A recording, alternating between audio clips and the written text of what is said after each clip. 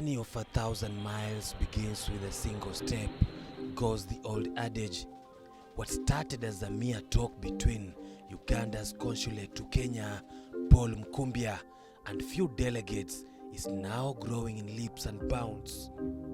The tourism partnership between Kenya and Uganda started off in October last year.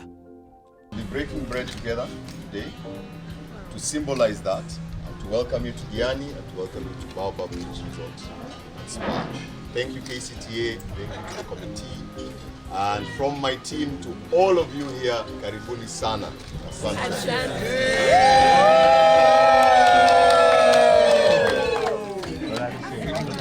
Let's go again.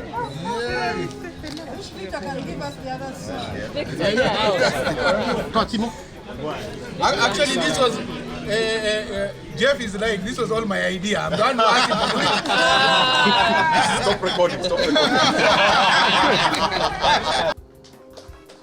Because Kwale, like other counties where we have been, has been so receptive.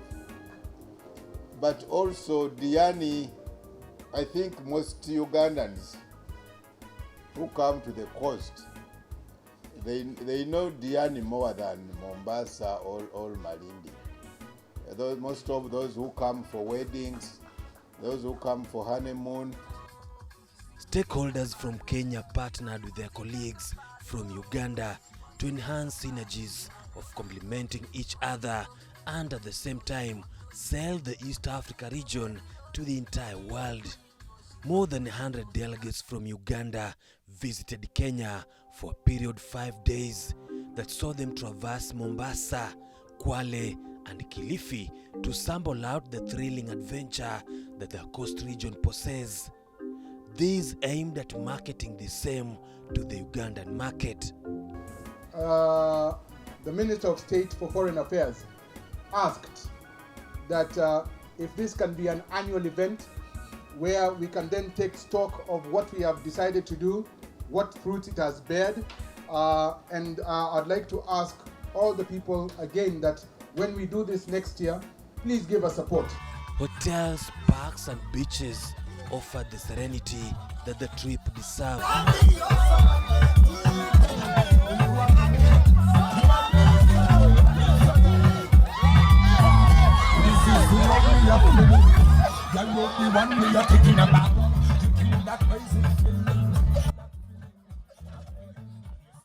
It's been amazing. This is completely exceeded our expectations. Like I said, in Uganda, our beaches are not as big as this. It's just a little brother of what we are seeing here today. I'm excited. At this time when I'm in Diani, having been in Mombasa and having been in Malindi, I am having an experience of the beach party, and this is a story we must tell to the Ugandans and also tell to the world that the region has got the beach, which is actually the lowest point of our region. And then where I come from in Uganda, we have the highest point of our region, which is the Rwenzori Mountain. It has snows. So the highest point has snows along the equator. The lowest point has beach sand. You can't even point at the beach sand. So this is the time when we can combine adventure, the Ugandan side, and leisure in the Kenyan side. And I think this is the time where we should move from telling the story halfway. We have to make it complete. Go adventure, come and learn.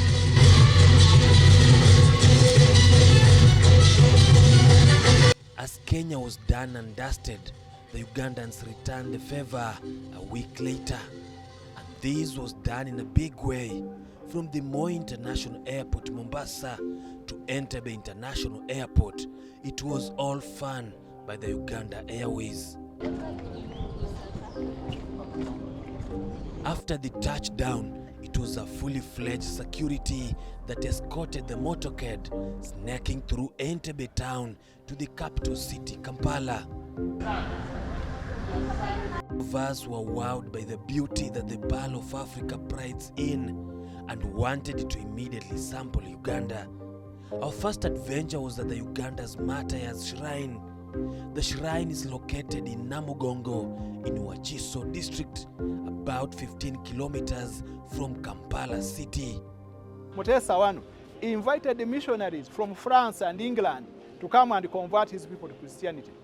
How did the king come to know about Christianity? It was through the explorers who were coming in East Africa to discover. Henry Morton Stanley came here to check on Dr. Livingstone. Dr. Livingstone stayed in East Africa for a very long time without going back home in England. Now those people in England, they thought Dr. Livingstone was dead. Now they sent Henry Morton to check on him. He got him in Tanzania in a place called Ujiji near Kigoma. When Henry Morton saw that Livingstone was alive, Henry Morton came here in Uganda because there was no Uganda. Uganda came later. So he went in the palace. He got the king of Uganda, Mutesa Wanu. He started teaching him Christianity. The king got interested in Christianity. Then he told Henry Morton, why don't you tell those people you are calling Christians in England to come here in Uganda and convert my people? This is the most prominent shrine where St. Charles Lwanga and his companions were burned. Martyrs National Shrine. This is where our first Christians were killed. They were burnt alive. They were burnt to ashes on the 3rd of June, 1886, 136 years. Some were cut, some were speared, but the majority were burnt alive. The Ugandan tradition of honoring martyrs is important because Ugandans here honor their pre-Christian heritage of spirituality and ancestry. It's not only Ugandans but millions of people world over frequent here for pilgrimage. Popes have been here. The first Pope to come in Africa came here on the 2nd of August, 1969, Pope Paul VI. 1993, John Paul II came. 2015, Pope Francis came. From Kenya, he came here. So this is the only place in Africa which has been visited by 3 popes. Even Mother Teresa came. Mother Teresa. 3 popes, those ones. And you know where the Pope is? All the cameras are there. Kenyan, Al Jazeera. So these popes they have marketed our place so much.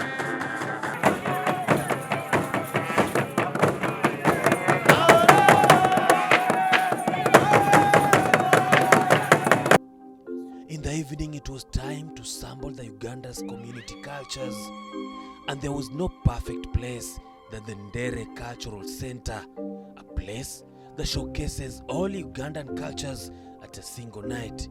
A group of dancers are already here to welcome you.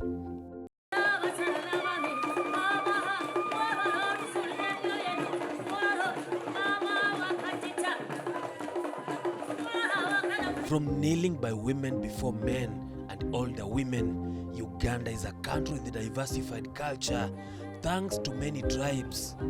Baganda, Basoga, Batoro, Ankole, Karamojong, Teso, Bagisu are just but a few of the many Ugandan communities which have rich cultures that have been there in centuries, and even the modern life has not impacted much to dwindle the fortunes of some of these practices.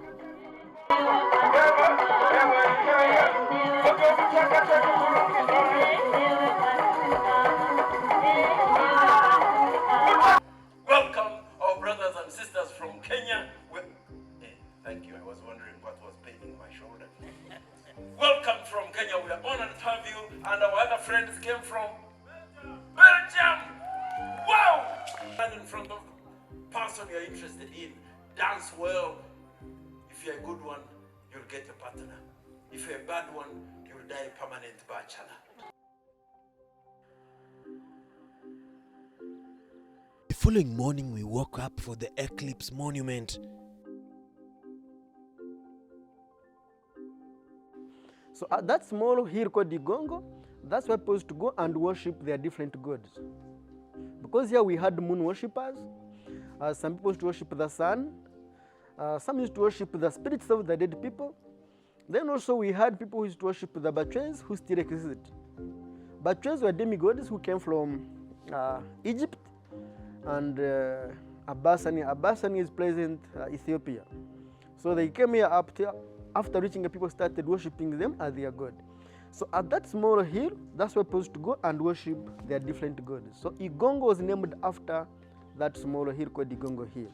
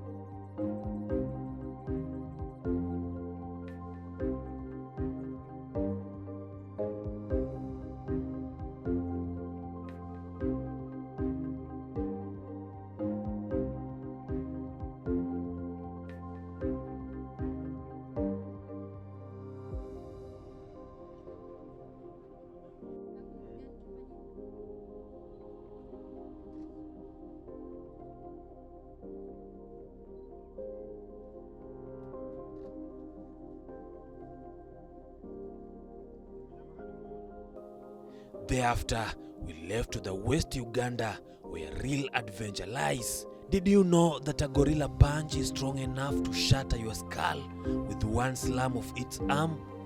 It is believed that the force is between 1,300 to 2,700 pounds more. On an average, gorillas have a muscle mass density almost 4 times higher than the most heavily muscled, powerful human you know. The mountain gorillas are only found in Uganda, Rwanda, and Congo, but Uganda has more gorilla, and chimpanzee trekking is one familiar activity at the Bwindi Impenetrable Forest in southwestern Uganda, where visitors around the globe tour for adventure. And this is where we were to spend almost 4 days. The name Bwindi is derived from the Runyakitara word Mubwindi, which means a place of darkness, coast about by the Impenetrable Forest. Impenetrable Forest is located in Kanungu district and just at the edge of Great Rift Valley and about 25 kilometers from the Democratic Republic of Congo and north of Virunga Mountains that covers Uganda, Rwanda, and Congo. The park was established in 1991 to protect the forest's mountain gorilla population from poachers and habitat loss. Gorilla treks are led on a daily basis into different sections of the forest so that trekkers can see the mountain gorillas. And as they trek, they generate necessary funds for the protection of these endangered primates. The Batwa people lost their traditional hunting grounds through the establishment of the park. Before any trekking, a brief is done by the rangers. We are tracking Bweza gorilla family today. Mountain gorilla tracking experience every day is totally different. It may take you 15 minutes walk to the gorillas or more than 5 hours. He's worried already. Don't worry. Don't worry. Don't worry. These gorillas keep moving according to the availability of food. If their favorite food is close, then you'll have to find them close. If their favorite food is scarce in an area, they'll be forced to move further in search of their best food. And in case they happen to interact with different gorilla families, then the weaker silverback will move further in case he feels like he might be outweighed. Because once they happen to fight, will either go away, start living a solitary life, or come back into the same group. And Bweza itself, Windy Forest has it really has 10 individuals. Yes, and of which the 10 individuals, they include the silverback himself, that is the big boss, Mr. Handsome, Mr. Handsome, then adult females, over 100 species of very plants. beautiful, and then juveniles. So if it was to be like that in us human beings, I don't know where us small people could be. since I've told you that it may take you a 15 minutes walk or almost the whole day, for us here as Bwindi, we always prepare our clients for both walks. Either a shorter one, a medium one, or a lengthy one.